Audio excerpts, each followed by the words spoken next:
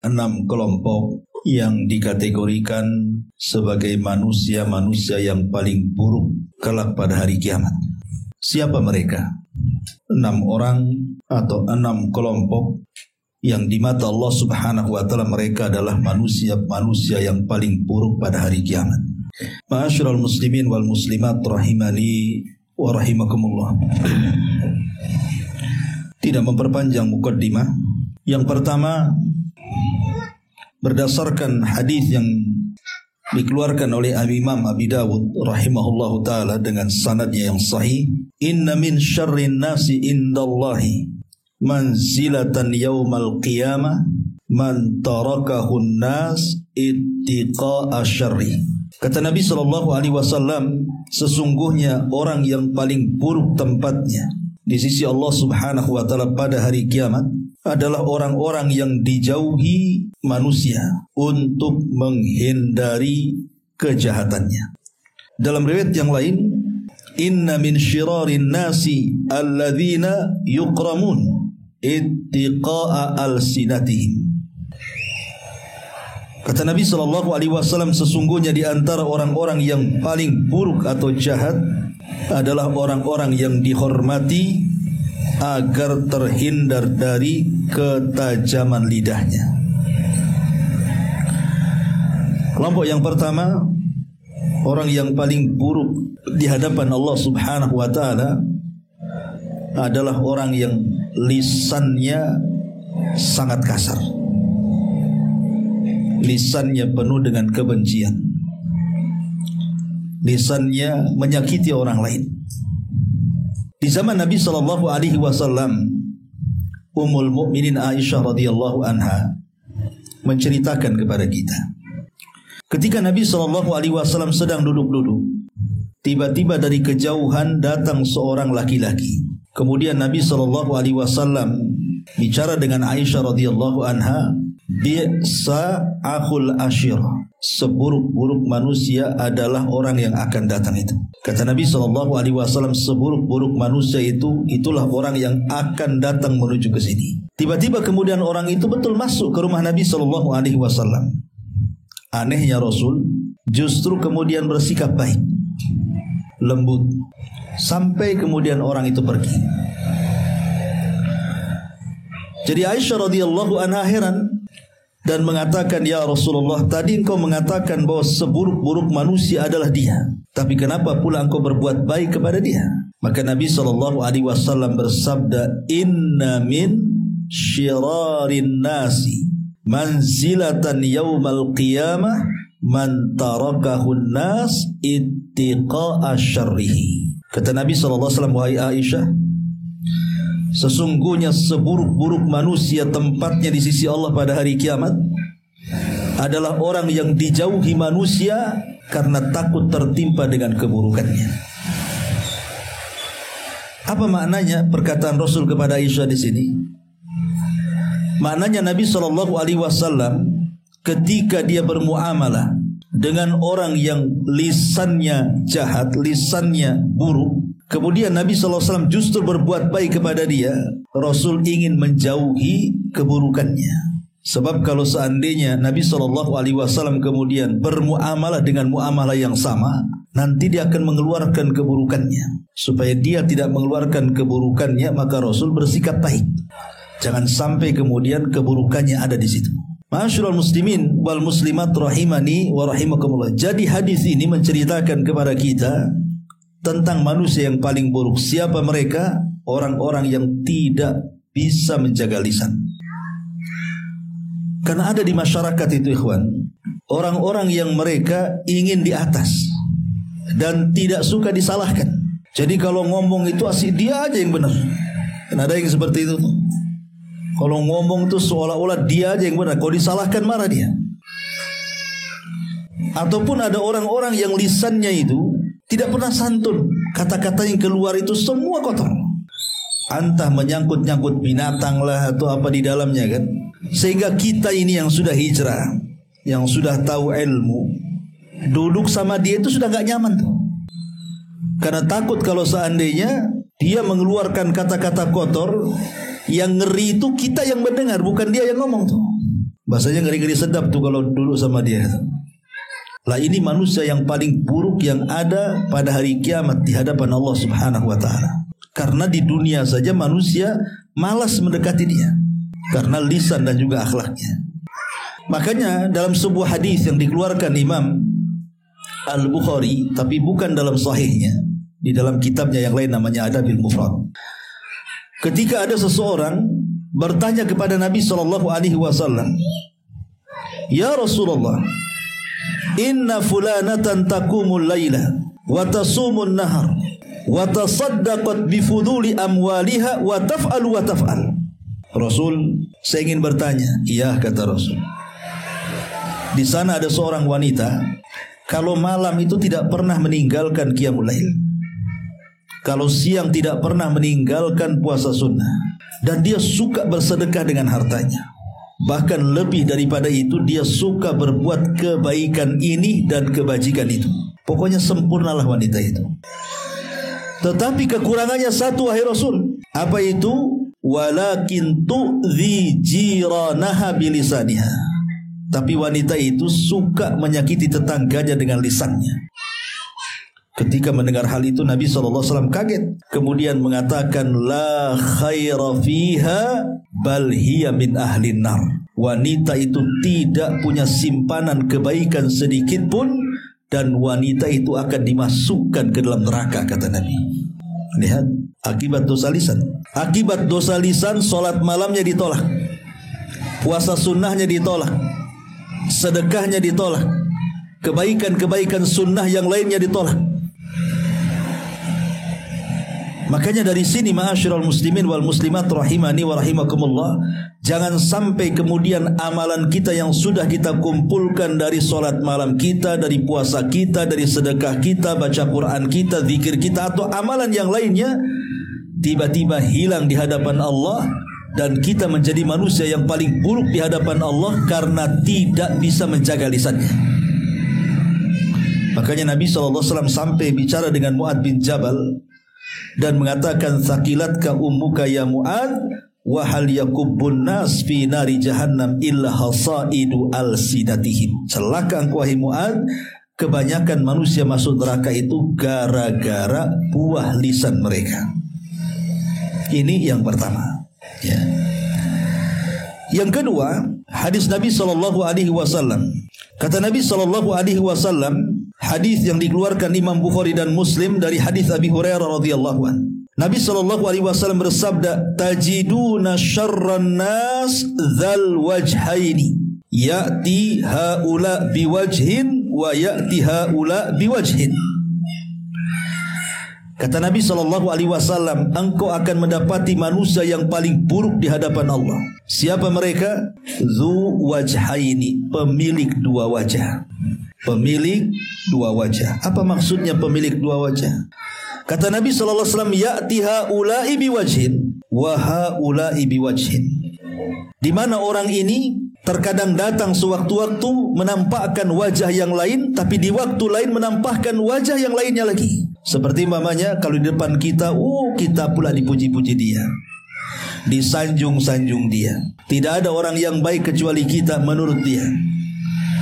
Ketika kemudian dia pergi, kita pun pergi, tiba-tiba dia menjelek-jelekan kita sejelek-jeleknya.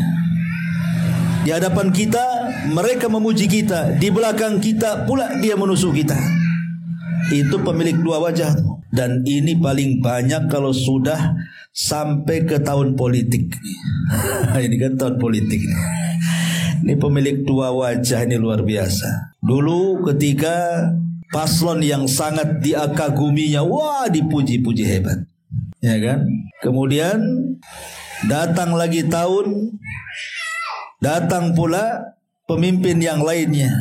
Ini dijatuhkan, ini pula dinaikkan. Dulu ini dinaikkan, yang lain dijatuhkan, sekarang pula terbalik. Gitu ya. Ini kan bahaya, kawan. Makanya tahun politik itu adalah tahun-tahun dosa-dosa.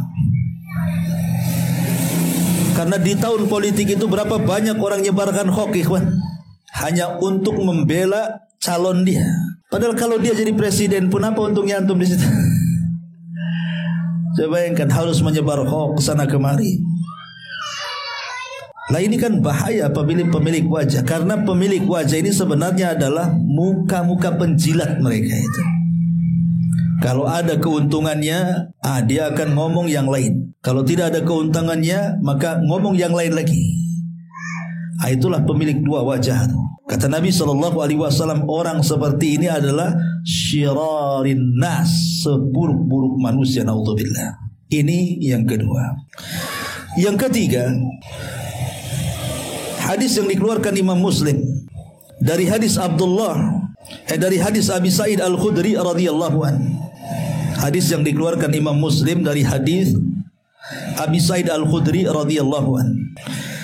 Kata Nabi SAW, inna syarran nas indallahi manzilatan ar-rajulu yufdi imra'atahu wa tufdi ilaihi thumma yanshuru syirraha.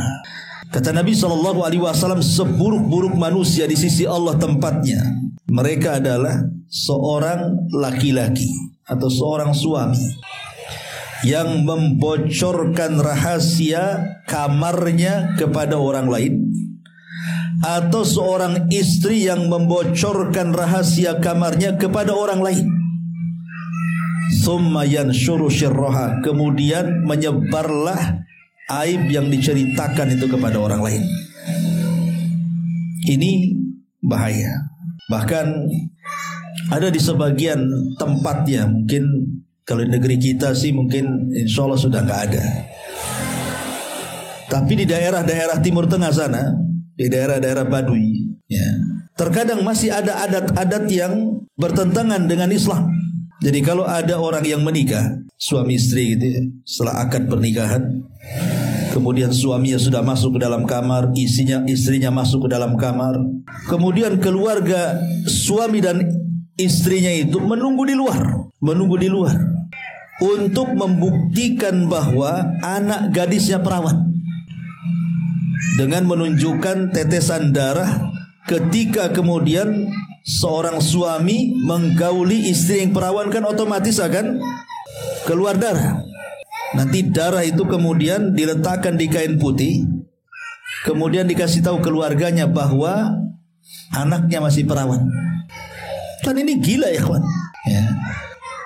Ada seperti ini, masih ada di sana, di orang-orang Baduy. Alhamdulillah di kita tidak ada yang seperti ini, tapi di sana masih ada. Coba bayangkan, urusan istri itu gadis ataukah janda, itu urusan suaminya, kan begitu. Kenapa mesti dikasih tahu orang?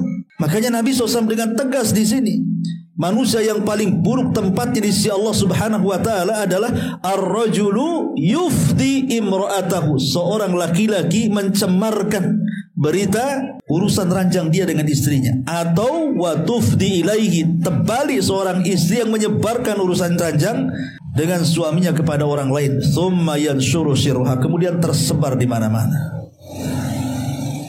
Coba bagaimana dengan sekarang yang naudzubillah, summa naudzubillah, mudah-mudahan tidak terjadi kepada kita dan anak keturunan kita. Ada sebagian orang-orang yang tidak punya malu. Kadang-kadang suami istri memvideokan hubungan dia. Kan ada tuh yang seperti itu, divideokan dia pula hubungan dia dengan suaminya atau hubungan suami dengan dia, menjadi koleksi. Terkadang kemudian dengan sengaja disebar pula. Naudzubillah. Coba akalnya di mana? Orang ini nggak punya malu, hilang rasa malunya. Kata Nabi SAW, illam tastahi fasna ma syi'ta. Kalau engkau tidak punya malu, lakukan sekehendakmu. Maka tidak boleh menceritakan saja, tidak boleh. Yang menceritakan pamannya istri kecewa dengan pelayanan suaminya, cerita pula ke tetangganya, "Cemana suamimu? Urusan ranjang." "Oh, kalau suami saya luar biasa, karena ada resepnya, malamnya makan hajar jahanam," katanya. Gitu ya. "Waduh, suami saya payah," katanya, "jamu udah 3 mangkok pun tetap aja." Nah, apa coba gunanya seperti ini? Orang ini paling buruk gitu di hadapan Allah. Nggak usah cerita. Suami mau hebat mau tidak hebat itu urusan ranjang. Begitu juga istri dan begitu seterusnya. Tidak usah ceritakan, cukup kita yang tahu dengan keluarga, dengan pasangannya. Karena Nabi SAW sangat mengecam sekali dan mengkategorikan manusia ini adalah manusia yang paling buruk di hadapan Allah Subhanahu wa taala. Ini yang ketiga. Yang keempat, hadis dari Abdullah ibn Mas'ud radhiyallahu anhu secara marfu sampai kepada Rasul yang dikeluarkan Imam Ahmad. Kata Nabi SAW, inna min syirarin nas man tudrikuhumus sa'atu wa hum ahya walladzina yattakhidunal qubura masajida. Kata Nabi SAW, seburuk-buruk manusia di sisi Allah tempatnya pada hari kiamat adalah orang yang mendapati kiamat sementara dia masih hidup. Karena seorang mukmin itu tidak akan pernah mendapatkan kiamat. Walaupun keimanannya hanya sebiji dzarrah, tetap tidak akan mendapatkan kiamat. Karena sebelum kiamat itu Allah akan utus angin yang sangat dingin sepoi-sepoi, kemudian akan menerpas setiap ketiak-ketiak yang memiliki iman walaupun sebiji dzarrah, kemudian mencabut nyawanya. Sehingga tidak ada lagi orang beriman. Yang ada orang-orang yang kafir, fajir, munafik, mereka lah yang hidup saat kiamat dibangkitkan. Kata Rasul, la taqumus sa'ah illa ala syiraril khalqi. Tidak mungkin terjadi hari kiamat kecuali menimpa kepada manusia yang paling buruk yang ada di permukaan bumi. Makanya kata Rasul, seburuk-buruk manusia adalah orang yang ketika kiamat dia masih hidup. Kalau seandainya dia terkena trompet sangkakala Israfil, dia paling buruk manusia. Karena orang yang beriman sebelum tiupan itu sudah meninggal masalahnya dengan angin. Kemudian yang kedua, kata Nabi SAW, walladzina yattakhidunal qubura masajid. Dan orang-orang yang mengambil kuburan-kuburan dijadikan masjid. 5 hari sebelum wafatnya Nabi SAW, Nabi SAW berpesan kepada kita. Itu 5 hari sebelum wafatnya. Apa pesan Nabi? La'natullahi 'alal yahudi wan nasara alladzina ittakhadhu qubur anbiya'ihim masajid. Laknat Allah, kata Rasul, kepada orang Yahudi dan Nasrani yang mengambil kuburan-kuburan dijadikan masjid. Di sini ada pesan tauhid. Tidak boleh seseorang itu menjadikan kuburan dijadikan masjid, seperti sholat menghadap kuburan. Tidak boleh. Kalau ada masjid kemudian ada kuburan di dalamnya, apalagi sholat kita dengan kuburan itu tidak ada pemisah, tidak boleh. Kata Rasul, la tusallu halal kubur, atau la tusallu ilal kubur. Jangan sholat menghadap kuburan. Kecuali kalau umpamanya kuburan dengan masjid itu ada dinding atau ada jalan, maka dibolehkan. Tapi kalau tidak ada jarak antara kita dengan kuburan, kemudian kita sholat, tidak boleh. Ya. Nabi SAW sangat melarang sholat menghadap kuburan itu, atau membangun masjid di atas kuburan. Ya. Karena Nabi SAW menganggap orang ini seburuk-buruk manusia. Naudzubillah. Ini sudah dalam hadis ini sudah ada 2 kelompok kan? Orang yang hidup saat terjadi kiamat dan orang yang mengambil kuburan-kuburan dijadikan masjid. Berarti sudah berapa itu? Sudah 5. Yang keenam, Nabi SAW juga bersabda. Kata Nabi SAW, inna min syarrin nasi manzilatan indallahi yaumal qiyamah abdun azhaba akhiratahu bidunya ghairihi.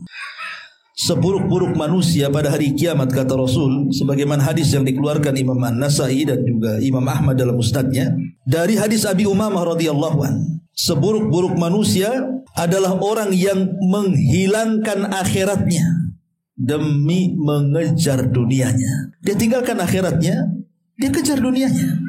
Kan ada itu di masyarakat kita ini, kadang-kadang kita lihat banyak masyarakat kita ini yang awam-awam terutama itu, mereka bisa kerja keras-kerasnya. Bayangkan, bahasa kitanya banting tulang, keringat bercucuran, kepala di bawah, kaki di atas. Ayam belum bangun dia sudah bangun, ayam belum tidur dia baru datang. Saking kencangnya kerja itu, tapi tidak peduli sholat. Tidak ada peduli dengan sholat tuh. Mau sholat Jumat, mau sholat 5 waktu, tidak ada pedulinya. Ini kan buat apa orang kayak gini hidup sebenarnya kan? Nggak ada gunanya orang hidup kayak gini nih. Kenapa saya katakan nggak ada gunanya orang hidup kayak gini? Karena tujuan kita diciptakan oleh Allah itu wa ma khalaqtul jinna wal insa illa liya'budun. Tujuan kita ibadah. Jangan sampai kemudian akhirat kita hilang gara-gara mengejar dunia. Karena siapapun yang mengejar dunia ikhwatu fiddin, kalau tidak ada akhirat di pikirannya, selamanya dia miskin walaupun zahirnya kaya. Karena kan niatnya orang seperti ini kan, kenapa dia sibuk cari dunia? Itu kan angan-angannya kan ingin kaya tuh. Anggaplah cita-citanya dikabulkan dengan kerja keras dia, kemudian dia kaya. Tapi kalau seandainya semangat hidupnya hanya mengejar dunia dan meninggalkan akhirat, kata Rasul, ja'alallahu faqrahu baina ainaihi. Allah jadikan kefakirannya akan terus ada di kedua pelupa matanya tuh. Karena kenyataannya kan seperti itu tuh. Orang-orang yang sudah sukses, sudah kaya, sudah harta melimpah, tapi tidak dekat dengan Allah. Apa yang terjadi? Dia tersiksa dengan kekayaannya. Dia tersiksa dengan kekayaannya. Harusnya orang sudah kaya raya yang kalau seandainya dia mati masih cukup untuk anak dan turunannya. Anggaplah 7 turunan, tidak habis hartanya. Harusnya kan sudah berhenti bekerja orang seperti ini kan. Berhenti bekerja, rajin ke masjid, rajin baca Quran, hadir majelis ta'lim dan begitu seterusnya kan. Tinggal mengejar akhiratnya. Tapi tidak juga. Banyak orang yang sudah tua-tua, sudah sukses dari semenjak muda, makin tua itu bukan makin istirahat dari dunia, makin sibuk buka cabang sana, cabang sini, cabang sana, cabang sini. Akhirnya mati tertimbun dengan kekayaannya tuh. Itu namanya disiksa dengan dunianya, kawan. Bukan dia yang pegang dunia, dunia menyiksa dia. Ya, naudzubillah. Ya, ini yang keenam. Masyarul muslimin yang dimuliakan Allah Subhanahu wa taala. Kemudian yang nomor 7, saya tambah. Hadis dari Abdurrahman ibn Abi Bakrah. Anna rajulun qala li Rasulillah sallallahu alaihi wasallam, ada seorang laki-laki berkata kepada Nabi sallallahu alaihi wasallam, ayyun nasi syarran? Ayyun nasi syarrun ya Rasulullah? Siapa manusia yang paling buruk itu wahai Rasul? Siapa sih manusia yang paling buruk itu wahai Rasul? Maka Nabi sallallahu alaihi wasallam mengatakan, man tala umruhu wa sa'a amaluhu. Siapa yang dipanjangkan usianya tapi buruk amalannya. Ya. Siapa yang dipanjangkan usianya buruk pula amalannya. Masyarul muslimin yang dimuliakan Allah Subhanahu wa taala. Kita tahu bahwa setiap umat itu diberikan usia sama dengan usia nabinya, kurang lebih. Kalau Nabi kita di usia 63 tahun meninggal, berarti umatnya kurang lebih saja. Makanya Rasul mengatakan a'maru ummati baina sittina wa sab'in. Umur umatku di antara 60 sampai 70 tahun kan. Kemudian kalaupun lewat dari 70 tahun itu tak banyak kata Nabi. Sedikit sekali. Itu bonus lah tuh. Jadi kalau seandainya usia kita sudah melewati usia Nabi, dari 63 tahun kita diberikan 64, 65, 70 atau sampai 80. Kalau tidak dimanfaatkan tuh usia tambahan dari usia tambahan Nabi, celaka dia. Karena Rasul yang mengatakan seburuk-buruk manusia adalah orang yang dipanjangkan umurnya, buruk pula dia amalannya. Harusnya kan bersyukur tuh. Wah ya, usia saya sudah 64 nih, Nabi aja 63. Harusnya sudah terpikir untuk tobat orang kayak gini. Makanya kata Imam Ibnu Hazm rahimahullah ta'ala mengatakan, kewajiban umur 60 tahun itu haruslah dia lebih banyak tinggal di masjid, berzikir, baca Quran. Kenapa? Karena waktu dia sudah dekat masalahnya. Waktu dia sudah dekat kan.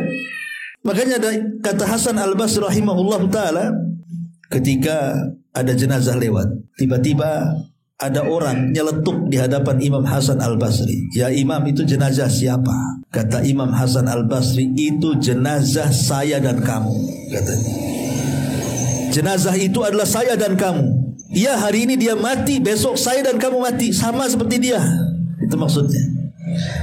Kemudian Hasan Al-Basri mengatakan, sesungguhnya hari ini, sesungguhnya hari-hari itu hanya lewat begitu saja. Wa idza dzahabal ayyam zahaba ba'du, kata Imam Hasan. Kalau hari sudah berjalan, sudah hilang, semakin tahun semakin tua, hakikatnya hari itu hilang, berarti usia di badan juga akan hilang. Nasihat yang luar biasa dari Hasan Al-Basri ini. Manusia yang paling buruk adalah manusia yang dipanjangkan usianya tapi buruk amalannya. Tambahan satu lagi, hadis dari Ali radhiyallahu an. Nabi SAW mengatakan, inna min syirarin nas alladzina yashhaduna bisyahadati qabla an yas'aluha. Seburuk-buruk manusia, kata Nabi SAW, adalah orang-orang yang mereka bersaksi dengan persaksian padahal mereka tidak diminta saksi, dan mereka bukan ahlinya dalam saksi. Kita lihat di pengadilan-pengadilan itu, kan biasanya dalam pengadilan itu kan harus ada saksi. Terkadang kalau tidak ada saksi, beli saksi. Saksi yang dibeli mau pula dia jadi saksi, hanya gara-gara ₹1, ₹2 tuh. Kemudian dia bersaksi, akhirnya orang yang tidak bersalah jadi bersalah, orang yang tidak dipenjara dipenjarakan dia, orang yang tidak dihukum akhirnya dihukum gara-gara dia kan, karena dia bersaksi. Kalau seandainya tidak ada saksi kan dia akan lepas dari jerat hukum tuh. Ada orang-orang yang bersaksi itu ikhwatu fiddin karena dibeli persaksiannya, nggak diminta dia bersaksi. Ya. Naudzubillah. Maka orang-orang seperti ini adalah orang-orang yang paling buruk pada hari kiamat. Ini 7 orang ini secara nas jelas Rasul mengatakan apa? Manusia yang paling buruk berdasarkan lafadz hadis. Berdasarkan lafadz hadis, Rasul mengatakan 7 kelompok ini adalah seburuk-buruk manusia. Tetapi walaupun tidak ada kalimat seburuk-buruk manusia gitu ya, tapi di sana ada juga orang yang paling buruk di hadapan Allah pada hari kiamat. Seperti umpamanya Nabi SAW bersabda di sini, salasun la yukallimuhumullahu wa la yuzakkihim wa lahum adzabun alim.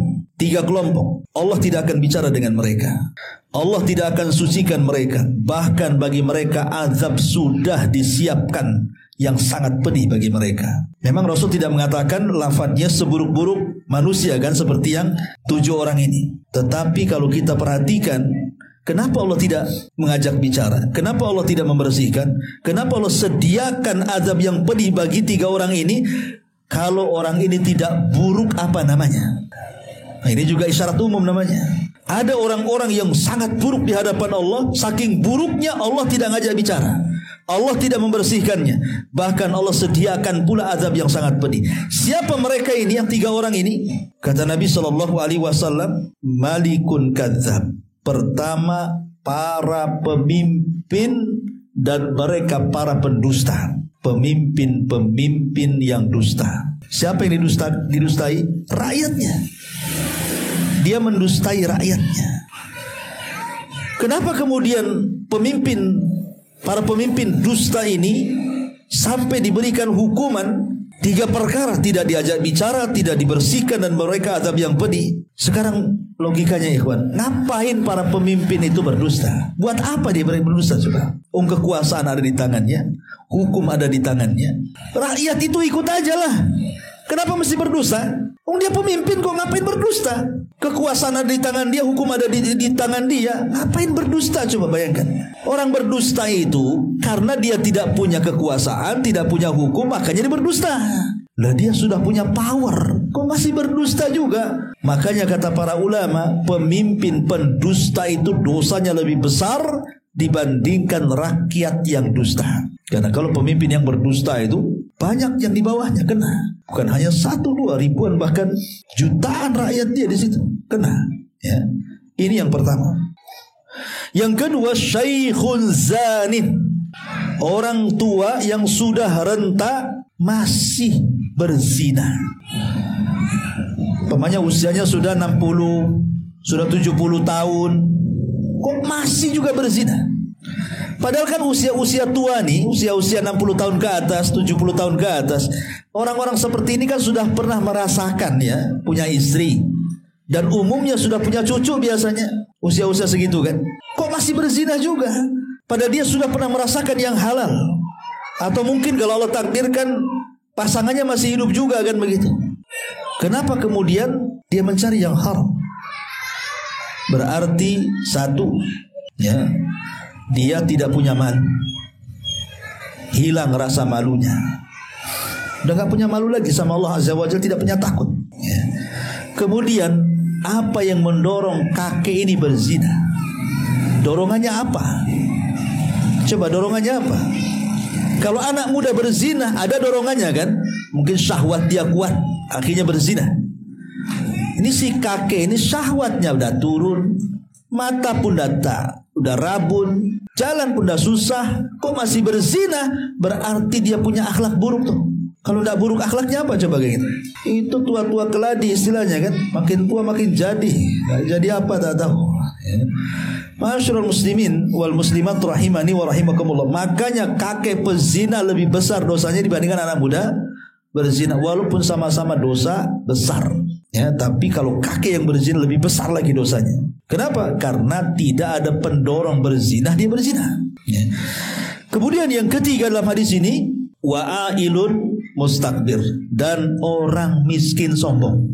Udah miskin sombong lagi. Orang miskin itu tawadhu lah. Kalau orang kaya sombong wajar, dia sombong dengan kekayaannya. Pejabat sombong wajar, ada yang disombongkannya, jabatannya, kepemimpinannya, kedudukannya. Ini sudah miskin sombong. Kira-kira apa pendorong dia sombong coba? Apa yang disombongkan juga? Apa yang disombongkan orang miskin itu? Kekayaan tak punya, jabatan tak punya, kok petantang-petenteng pula orang miskin ini. Makanya orang miskin sombong lebih besar dosanya dibandingkan orang kaya sombong. Karena orang kaya sombong ada pendorongnya, kekayaannya, jabatannya. Orang miskin sombong nih apa pendorongnya kok dia sombong pula kan itu. Lah tiga orang ini juga termasuk seburuk-buruk manusia di hadapan Allah Subhanahu wa ta'ala. Dan yang terakhir, salasatun la yangdurullahu ilaihim yaumal qiyamah. Ada tiga kelompok juga nih yang tidak akan dilihat pada hari kiamat, saking buruknya.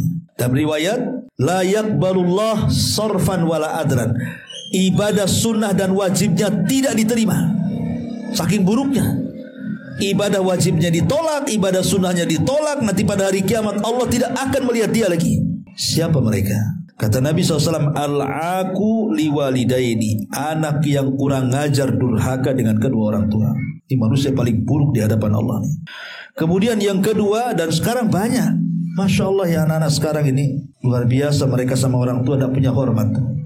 Kemudian wal mar'atu al-mutarajjilatu al-mutasyabbihatu birrijal, seorang wanita yang kelaki-lakian, meniru laki-laki. Dan banyak tuh wanita-wanita yang meniru laki-laki itu, berpakaian ingin kayak laki-laki. Laki-laki pakai levis, dia juga pakai levis. Laki-laki pakai jin, dia pun pakai jin, ya, banyak jinnya akhirnya.